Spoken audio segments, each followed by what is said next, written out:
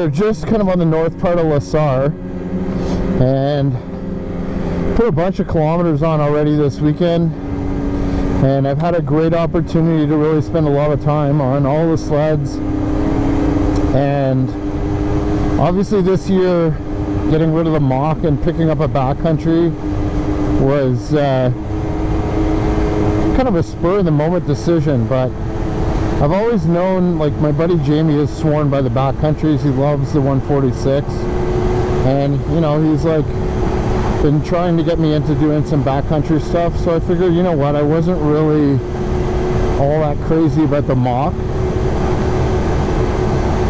and I picked up this Backcountry and thought I would do just a quick little 1,500 kilometers. I think we got 1,500k on it now, and do a bit of a review for you guys, because I'm getting a lot of questions from people about, you know, some of the differences between trail riding the 850 Renegade XRS versus the Backcountry.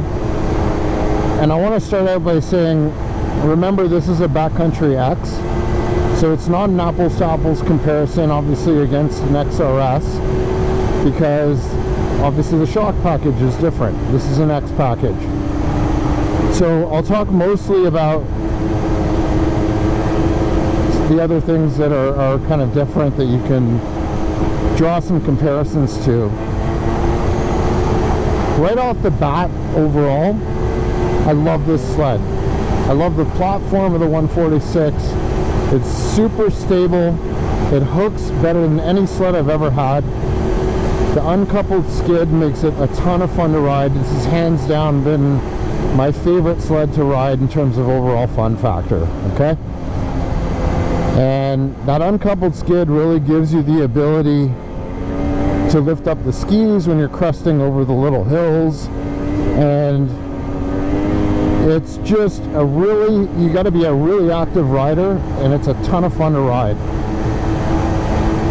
I will also say the steering on this sled is so super light and so precise, and I think my hypothesis is a lot of it has to do with the DS2 skis, and we're going to try to confirm that shortly, because we want to swap them over to a Renegade and see how that is. But this sled, the steering is so light and it bites great, and honestly I find it easier to ride than the Renegade XRS, the Gen 5. I find it, see that little crest, you can just jam it and go right up over it.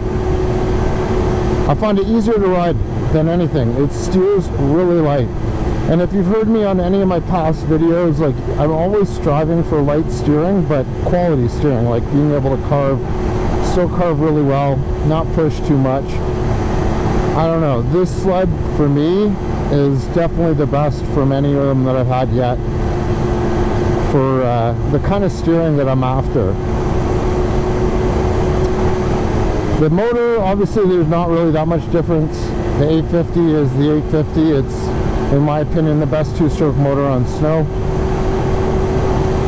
One thing I absolutely love about this sled, it rips off the line. So corner to corner, this sled is incredibly quick. And part of that is because the gearing is different. And it's funny, a lot of guys knew, okay, you're going to trail ride it, like, you should change the gearing. Yeah, if you want to get a couple of kilometers an hour out of it more, I think Jamie was saying if we re-gear it similar to a Renegade, it's going to give me probably about another 15 to 20 kilometers an hour on top. But, and here's the big but, you're going to lose some of that grunt. And like, this sled is so friggin' snappy. I honestly love it. It tops out at about 162. It's fast enough for me. I don't care about top speed. The corner to corner hole shots and are really a ton of fun, and that's what, when you hit those crests and you give it gas, it just gives you that ability to really get it up off the snow.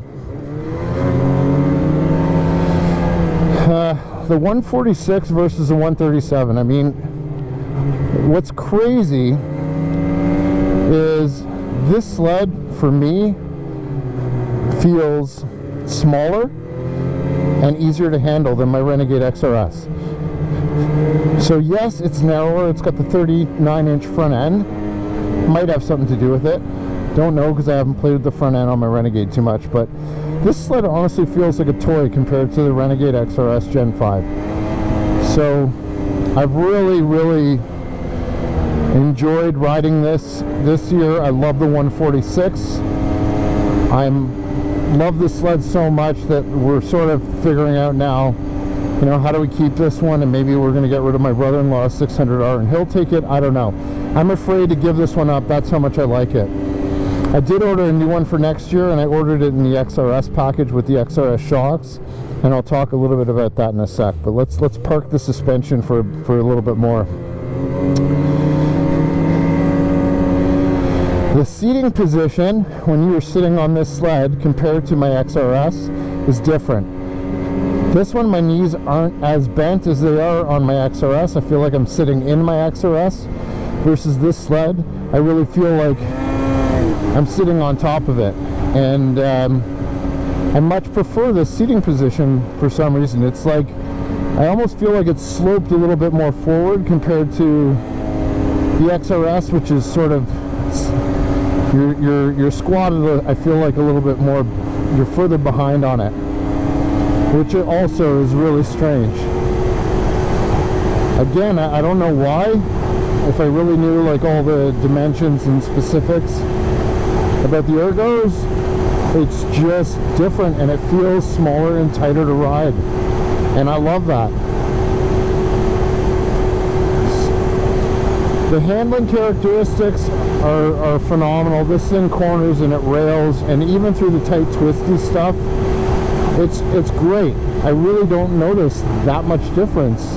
I mean, I was expecting it to be a real handful for cornering just because it's a 146, and it's not the case. And honestly, again, I keep going back to my buddy Jamie, but he's got more experience than anyone, and he's ridden a lot, and he's ridden everything, and his one sled that he's kept of all time that's still in his garage, that he says is the most dialed and well-balanced sled he's ever had, is his 2018 BCXRS. This 1.6-inch track, phenomenal. It hooks amazing. It's great for trail running. The pre-studded, like, I don't even think about studs. I mean, really, it's on the concrete where you have the issue with those pre-studded tracks that don't work as well. But the 1.6 Cobra is amazing.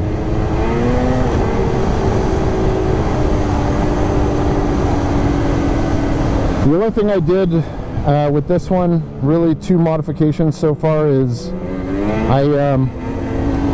I basically put on the brake lever on the left, and then I also put on the adjustable handlebars, so these ones go basically up and down, and that's it. It is by far the funnest sled I've ridden to date. I honestly love it.